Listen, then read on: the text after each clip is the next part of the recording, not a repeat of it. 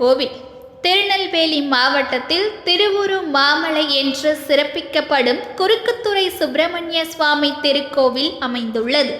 இங்குள்ள கற்பாறைகள் தெய்வ திருவுருவங்களை செதுக்கிட ஏற்றதாக இருந்ததால் இங்கு சிற்பிகள் பாறைகளை செதுக்கி உருவம் கொடுத்தார்கள் என்பதால் திருவுரு மாமலை என்ற பெயர் வழங்க பெற்றது. முற்காலத்தில் தாமிரபரணி ஆற்றின் கரையில் உள்ள இந்த பகுதியில் காணப்படும் கல்பாறைகள் தெய்வ திருவுருவங்களை வடிப்பதற்கு ஏற்றதாக இருந்துள்ளது. முன்னர் திருச்செந்தூர் கோவிலின் மூலவர் திருவுருவம் செய்யப்பட்டதாக கூறப்படுகிறது.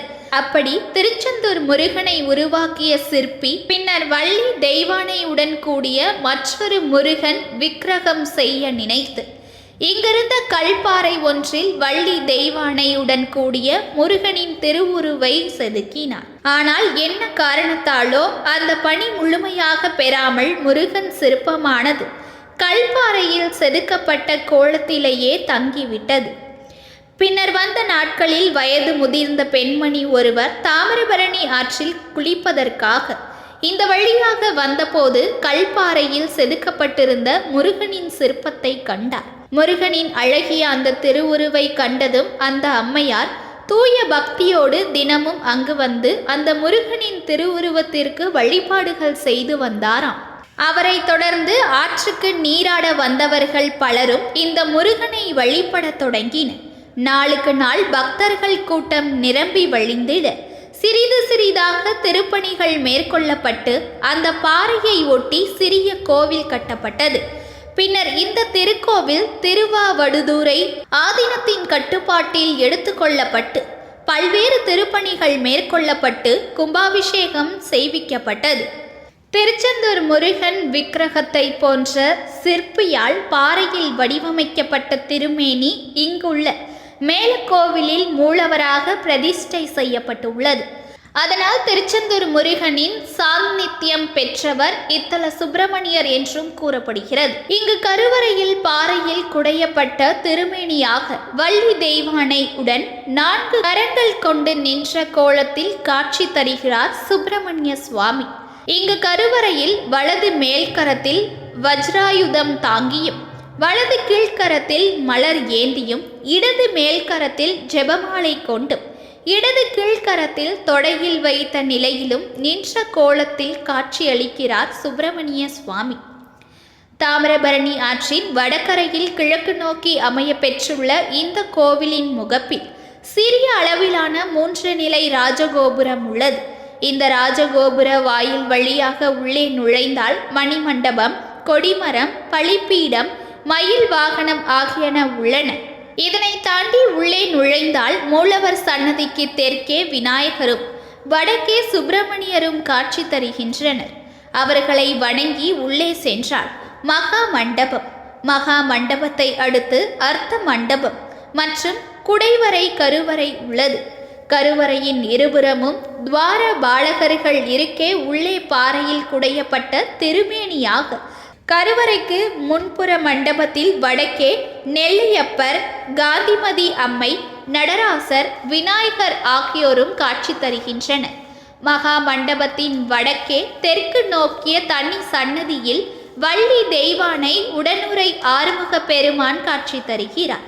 கன்னி விநாயகர், சுப்பிரமணியர், சனீஸ்வரர், பஞ்சலிங்கங்கள், சண்டிகேஸ்வரர் ஆகியோரும் முன்னே தெற்கு நோக்கிய சன்னதியில் பைரவரும் காட்சி தருகிறார்கள்.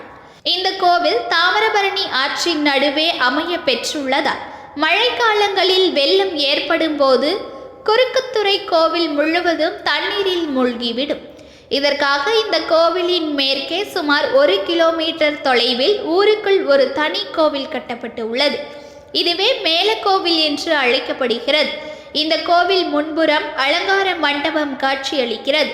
அதனை தாண்டி உள்ளே சென்றால் இங்கும் கருவறையில் சுப்பிரமணியர் நின்ற கோலத்தில் செந்தூர் முருகனை போன்றே காட்சி தருகிறார். மழைக்காலங்களில் தாமிரபரணியில் வெள்ளம் ஏற்பட்டு விட்டார் கீழக்கோவிலில் இருக்கும் உற்சவர் சுப்பிரமணியர் மற்றும் ஆறுமுக பெருமானை இந்த மேலக்கோவிலுக்கு எழுந்தருள செய்து நித்திய பூஜைகள் நடைபெறும். இங்குள்ள திருக்கோவில் தாமிரபரணி ஆற்றின் நடுவே அமைய பெற்றுள்ளது. பல வருடங்களாக ஆற்றின் வெள்ளத்தை தாக்கு பிடித்து எந்தவித பாதிப்புகளும் இன்றி கம்பீரமாக காட்சி தருகிறது. பெருகி வரும் வெள்ளத்தை கிழித்து பிரிக்கும் வகையில் இந்த கோவிலின் மேற்கு பகுதி மதில் சுவர் படகின் முனை போல கட்டப்பட்டு இருக்கிறது.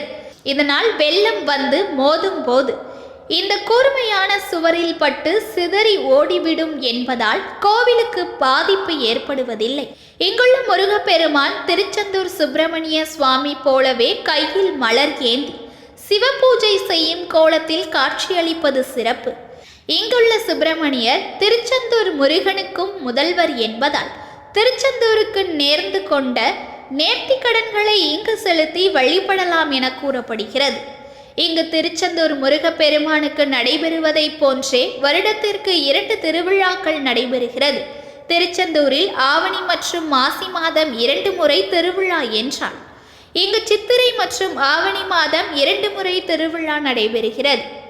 இங்கு நடைபெறும் ஆவணி மற்றும் சித்திரை திருவிழாவின் 7ஆம் நாளன்று இத்தல ஆறுமுக பெருமான் தங்க சப்பரத்தில் சிவப்பு சாத்தி கோலம் பூண்டு நெல்லை மாநகருக்கு எழுந்தருளுவார். அப்போது திருப்பணி முக்கில் வைத்து ஆறுமுக பெருமானுக்கு வைர கிரீடமும் வேலும் சாத்தப்படும். பின்னர் திருநெல்வேலி நெல்லையப்பர் கோவில் தேர்வீதிகளில் உலா வந்து மறுநாள் காலை வெள்ளி சப்பரத்தில் வெள்ளை சாத்தியாகி மாலை பச்சை கடைசல் சப்பரத்தில் பச்சை சாத்தியாகி தேர்வீதிகளில் உலா வந்து குறுக்குத்துறை சேர்வார். இந்த திருவிழாவின் 9ஆம் நாள் தேரோட்டம் நடைபெறும். இங்கு வைகாசி விசாக திருவிழா சிறப்பாக நடைபெறும். அன்று இங்குள்ள கருவறை சுப்பிரமணியருக்கு தழுக்க கவசம் சாத்தப்படும். இது தவிர திருக்கார்த்திகை, தைப்பூசம், பங்குனி உத்திரம் ஆகிய விழாக்களும் இங்கு சிறப்பாக கொண்டாடப்படுகிறது.